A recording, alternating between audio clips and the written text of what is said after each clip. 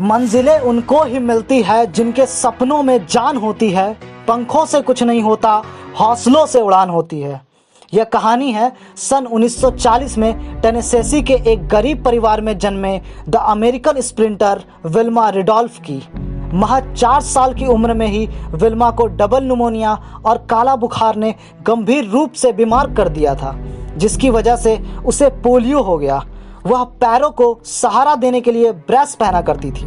डॉक्टरों ने तो यहाँ तक कर डाला कि वह जिंदगी भर चल फिर नहीं सकेगी, लेकिन विल्मा की माँ ने उसकी हिम्मत बढ़ाई और कहा कि ईश्वर की दी हुई क्षमता, मेहनत और लगन से वह जो चाहे वह कर सकती है। यह सुनकर विल्मा ने अपनी माँ से कहा वह इस दुनिया की सबसे तेज धाविका बनना चाहती है। 9 साल की उम्र में ही विल्मा ने अपने ब्रेस उतारकर अपना पहला कदम बढ़ाया और 13 साल की उम्र में उसने दौड़ प्रतियोगिता में हिस्सा लिया। वह सबसे पीछे रही। वह तब तक कोशिश करती रही जब तक वह दिन नहीं आया जब वह फर्स्ट आई। हार मानना उसने कभी सीखा ही नहीं था। महज 15 साल की उम्र में विल्मा टेनेसी स्टेट यूनिवर्सिटी गई। वहां पर विल्मा की मुलाकात एम टेम्पल नाम के एक कोच से हुई। विल्मा ने अपने कोच से अपनी ख्वाहिश बताई कि वह दुनिया की सबसे तेज धाविका बनना चाहती है। टेम्पल ने कहा, तुम्हारी इसी इच्छा शक्ति की वजह से तुम्हें कोई हरा नहीं सकता। आखिर वह दिन आया जब विल्मा ने ओलंपिक में हिस्सा लिया। ओलंपिक में दुनिया के सर्वश्रेष्ठ खिलाड़ियों में मुकाबला होता है। विल्मा का मुकाबला जुत्ता हैन से था, जिसे कोई उस वक्त तक हरा नहीं पाया था। पहली दौड़ 100 मीटर की थी।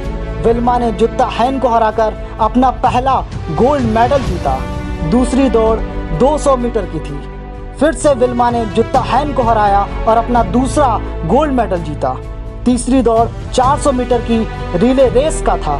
रिले रेस की अंतिम दौड़ सबसे तेज खिलाड़ी दौड़ता है, इसलिए एक बार फिर मुकाबला विल्मा और जुत्ता हैन के बीच था। विल्मा को आसानी से बैटन मिली, लेकिन जब उसके दौड़ने की बारी आई तो उसके हाथ से बैटन ही छूट गई। उधर जुत्ता हैन तेजी से दौड़ती हुई चली आ रही थी।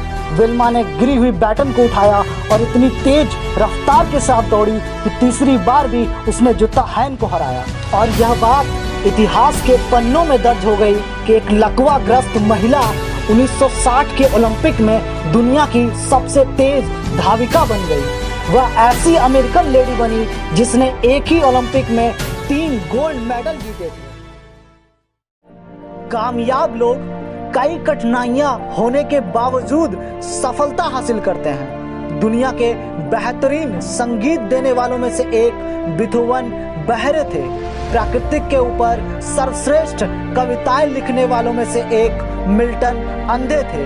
फ्रैंकलिन डी रूजवेल्ट अमेरिका के सर्वश्रेष्ठ राष्ट्रपति और दुनिया के महानतम नेताओं में से एक, वह चल फिर नहीं सकते थे। ऐसे कई लोग जिन्होंने निराशा को आशा में, नुकसान को फायदे में और रास्ते के पत्थरों को सफलता की सीढ़ी में बदल दिया।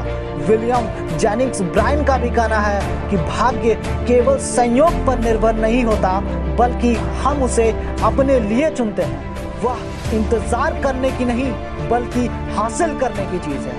आप जितनी ज्यादा कड़ी मेहनत करेंगे, भाग्य के उतने ही करीब पहुंच जाएंगे। आशा करता हूं आपको कहानी पसंद आई हो, और पसंद आई है तो लाइक करें और ऐसी ही और भी बेहतरीन कहानियां सुनने के लिए चैनल को सब्सक्राइब कर बेल आइकन को दबाएं।